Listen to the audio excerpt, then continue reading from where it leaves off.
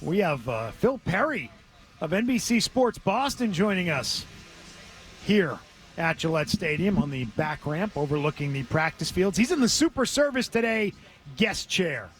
Massachusetts' #1 provider for plumbing, heating, cooling, and drain cleaning day or night, and always done right. Visit superservicetoday.com. Phil. What's up, boys? Football's back, baby. It's back. How excited are you? How come you don't bring your chair like Greg Bedard carries the chair? I just like to sit right on the hill there. Okay. Yeah, trying to be, one with my environment. Grounding. Yeah. Nice. Yeah, Tristan Costa style. Yep. But no, I don't need to be comfortable either. I want to be a little bit on edge as I'm watching practice. I like Find that. that keeps me more involved, right? Yeah. I thought it was a pretty good day for them, especially offensively. You know, the line maybe not so hot, but it's no pads. I'm not putting a whole lot of stock into that just yet. But I thought Drake May looked sharp, and I thought two of his receivers looked pretty good, Kyle Williams and Stefon Diggs. Well, speaking of Greg Bedard, if Zoe was doing 3 up, 3 down today, I think he might be giving the left tackle a down. Zolak would or Bedard? I mean, Zolak. Okay. The problem was there was 2 run-throughs, and you're going to get those in these type of practices. Sure. Because it's tough on the defense. If you're not getting blocked, your job's to go get the quarterback. You're going to run through. You're not getting blocked. I mean, what else are you going to do? Sometimes those are hard to gauge because the guy's just running right by the quarterback. Right. So you say to yourself, if this was a game situation, would that have been a Steps up sack? in the Always do pocket, that. and it's not a sack. Yeah. But I mean, our vantage point up here, and we've done this for years. Sometimes that's a sack. I'll call it a sack from up here because the ball's not gone. I did not have it for a sack on that play to Kyle Williams, I thought it'd been a sack. who I thought impressed today. Phil, do you agree? Yeah, I thought so too. I thought it was a nice job by him, especially, maybe the play of the day for the Patriots offense. Little comeback route along the sideline. Drake May had some good quotes about it after the fact, because Christian Gonzalez is all over him. And Drake May sitting there saying, I'm not going to let him have a boring practice. I'm going to go at him in practice.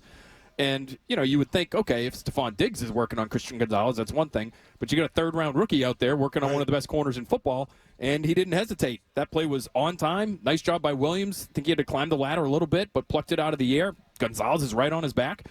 So that's a good sign for the young kid who I think they need to contribute because, to me, this is still a deficient receiver room. And so if he can give you more than expected, then that, to me, is going to help them a lot become maybe one of these on the wrong end of being a fringe playoff team to on the right end of it. How bad does it look for Polk and Baker? Like, really? I mean, one guy can't even get on a damn field. And I don't think they're fighting them. They're fighting Kayshon Boutte. I'd be stunned if Baker sniffs the roster.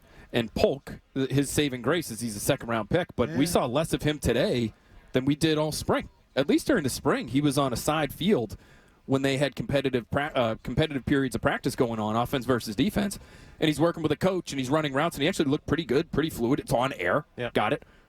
But today, he was a ghost. I think he was down on the lower field maybe for a little while. He's on a stationary bike for a little while. So clearly he's still coming back from something. But what's odd about that one is we'll have to, kick around, and see if we can find an answer on this. But he didn't start the year on PUP. He didn't start the year on NFI. Absent. Why is he not on the field? Just absent. What's up with that? It's got to be something physical if he's lingering around the sidelines the way he was today. But What it's a just waste odd of that time, Get that Foxborough Phil. flu. 2 days ago, whatever it was, wasn't significant enough to get him on one of these reserve lists. Right. What an epic waste of time this is. Get the Foxborough flu, man. Find a way to get an IR. It's becoming progressively with each passing day harder to find a spot for this guy. Think about that receiver room. How many receivers do you think they keep?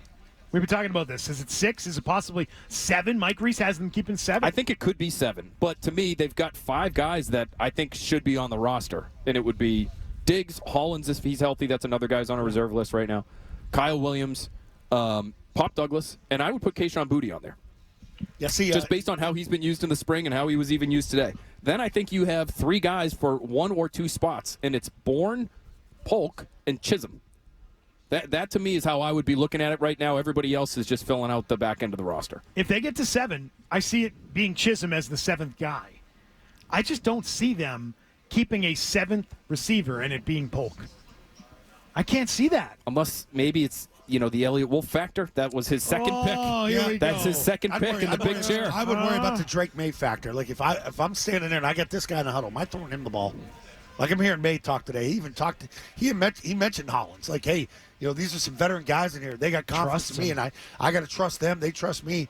Not once did he ever bring up Polk. No. He's going through names, and you get the Cal made some nice catches there, and we got the new running back. He knows. Yep, he doesn't even mention Polk. He knows. The only reason you would keep him is because you think with a lot more seasoning, he eventually turns into. He's not even close to contributing on the roster. It looks like right So now. when you talk about Bourne and Chisholm being those guys and battling at the end of the, I guess, receiver roster or depth chart, I look at it and say, if the kid they just drafted proves that he can play right away, that makes it easier to move off the previous draft picks, doesn't it?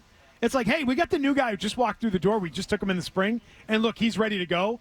And it highlights that you're a year in and still not ready to go. That, to me, might be the most damning thing for those young players. No question. I think you just have to do whatever you can do. And if you're Mike Vrabel, listen, like we know this is Vrabel's team. He's going to be able to put his thumb on the scales whichever way he wants when it comes to these positional battles.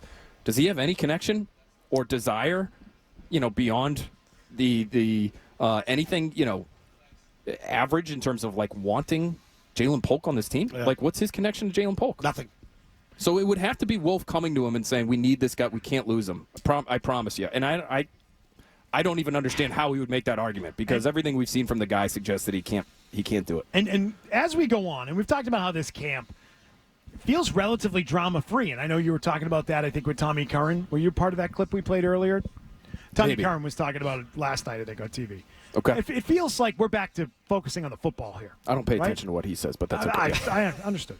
But this is a camp that is about football and about getting back to, actually having games that represent an NFL team and as coaching and things are working for this team again, functioning.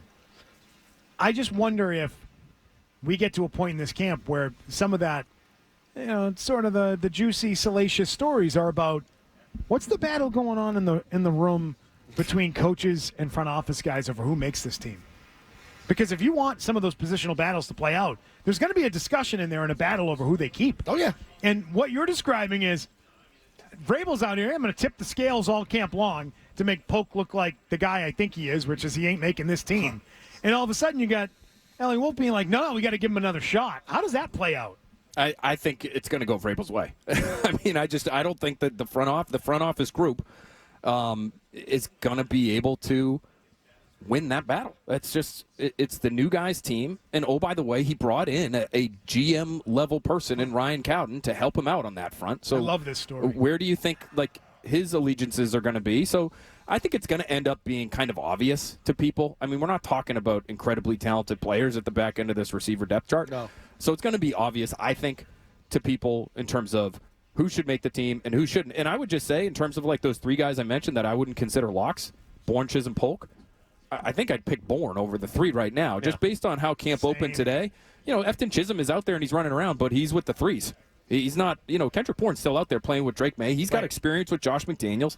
He's still a guy who could bring some value to this offense. So I'm not putting as good a spring as Efton Chisholm had. I'm not putting him on the roster just yet. When do you make it, Diggs? I'm stunned that he's out there and a full participant. This is a quick turnaround for a guy who's on the wrong side of 30. So good for him on that front. Good for his training staff and his doctors, et cetera, et cetera. Really quick turnaround. I still feel as though I am way behind the rest of the media horde when it comes to expectations for this guy. I'm listening to people on our station every night talk about how Stefon Diggs is going to be a 1,000-yard receiver. I don't see it. I asked these guys that question today. I said, "You think he can do 1,000 yards?" They're like, "Yep, no problem." I'm like, "What? What?" I don't get it. I don't get it. This guy, it's a very difficult injury to come back from, number one. Last half dozen seasons, there's been one receiver who the year after tearing his ACL had 1,000 yards. It was Chris Godwin. He was 26.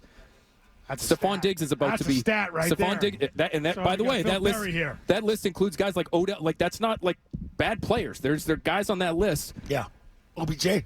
That are legit players. Yeah. Do you know what George Pickens coming back from college. He was a rookie, okay? But these guys weren't themselves year one coming back. And I thought Stefon Diggs, I asked him, I said, "What are your expectations for yourself? You're a 1,000-yard guy every year." He said, "I mean, this is just one day." I'm excited to be out. I thought it was actually a good answer by him because he is, it sounds like, trying to temper expectations because he's probably in the back of his mind not sure what he's going to end up with in terms of numbers. I feel like I have high expectations for him. I said 800. 75 catches and 5 scores. I think that's a really, really good season for I him. agree. Yes. It would be. I think that'd be great. I'm even a little bit lower than you. Okay. I think I've said 700-ish yards. I think would be a fine level of production for a guy in his situation. You just don't see, like the last time we saw, and we've seen two good examples here. Julian Edelman near the end of his career, tears his ACL, comes back 2018, lights it up. He also missed the first 4 games that season for being, using PEDs, right? Okay. Hey, Phil. So you get back on the field, however you can get back on the field. Phil, he was coming back from something. He ends up winning Super Bowl MVP. Please. Yeah. Okay, so that's one example. Wes Welker's the other. In 2010, he tears his ACL at the end of the season, somehow makes it back for the beginning, has about a 900-yard season that season. I would just say this. Good training for both those guys. Good training. I would just say this. Both those guys knew this offense like the back of their hands, and they were working with the greatest quarterback of all time. As much as I like Drake May, and as much as I believe in Josh McDaniels, Stefon Diggs ain't in the same situation. So to expect him to produce in the same way those guys did, to me, is unreasonable. I can't see that happening. And I honestly, if you ask people in the building, I bet they would tell you they would be surprised by that kind of output that you two believe he's going to have as well. Phil, one more for you, and that is, what are we watching for on defense in this camp? What should we be looking for? What's the story there? I'm not sure what it is, quite frankly. To me, it's in the trenches, because I think we know what they have in the secondary. I think they've got really good cover corners, and they have experienced, versatile safeties who I think, for this Vrabel defense in particular, fit it very nicely. Vrabel's going to want to have those guys doing a lot of different things, and those guys can do a lot of different things. You don't necessarily want to have any of them living in the post the way Devin McCourty used to, but that's okay. That's not generally speaking what he's asked his safeties to do in the past in Tennessee. Those guys were in the slot. They were in the box. They were in the back end. They were covering half of field. Up front, to me, is where the questions lie, and specifically on the edge. So, like today, for Keon White to come around the edge, and I thought he did have, that was one of those plays, though, where I was like you, sack, and it happened to be the throw where May pumped it way down the middle of the field, and it was nearly picked by Jabril Peppers. That, to me, was, he clearly beat, I think it was Will Campbell. I don't know if there was a tight end out there, too. I think it was Will Campbell just ran around the edge and was in Drake May's kitchen. So that one was an obvious sack to me. If he can become the kind of player that his skill set would suggest he can become, and if Mike Vrabel can help him turn into something the way he helped Jadeveon Clowney when he was a young player, the way he helped Whitney Merciless when Whitney Merciless was a young player in Houston, that, to me, is a huge boon for this Patriots defense, because right now, and I like Harold Landry too, but just given where he's at in his career and given what we've seen from Keon White to this point in his career, which isn't much, you don't have a surefire pass rush threat on the edge that scares opposing offenses. And so that, to me, especially when the pads come on, let's wait for the pads to come on before we make any grand proclamations on these guys. In the one-on-ones and in the 11-on-11s, I'm watching this pass rush and just see if they can help the coverage unit, right? They'll help each other, but if you can get a real pass rush, you might be talking about a first-team All-Pro season for Christian Gonzalez, because he's getting his hands on the football because quarterbacks are making bad decisions back there. There was always this belief I felt with Bill that we can scheme pressure, right? Wasn't there always that belief that sometimes there shouldn't have been? Sure. What do we need Chandler Jones for? And they would let, what was his name? What was the guy who went to Detroit? Pressure, you can't. Trey Flowers. Yeah, we got Trey Flowers and Rob Ninkovich. Flowers left. When Chandler Jones left, it was, it's okay because we can scheme pressure. That was kind of their approach. I think this team is in that same boat. They don't have that guy. I know Keon White, a lot of people have high hopes for him, but they don't have a bona fide pass rusher on this team. I think Keon White, to bring up Trey Flowers is a good one because, to me, he's like a more explosive version of Trey Flowers. I think you'll see him used right over the center at times, the way they use Trey Flowers. I can remember plays he made in that 2016 Super Bowl against the Falcons where he's aligned inside, and he's just creating all kinds of problems because those guards and centers didn't have the length to be able to keep him in check. So I think if you can unlock a little something from a guy who's clearly physically gifted in White, that will go a long way in adding to this pass rush. But you're right. I don't think he's not ever going to be in that, Aiden Hutchinson, Myles Garrett tier of pass rushers in the NFL. So can they scheme it up? I think that's a fair question. You have a first-year defensive coordinator. Yeah. Mike Vrabel's got a lot on his plate. I'm sure he'll be able to help out on that side of the ball. But can you scheme things up the way Belichick used to? I think that's fair to ask. That's probably it. That's probably the thing we try and figure out this preseason and into September. Phil, great to see you. Great to see you guys, as always. All right. Appreciate you.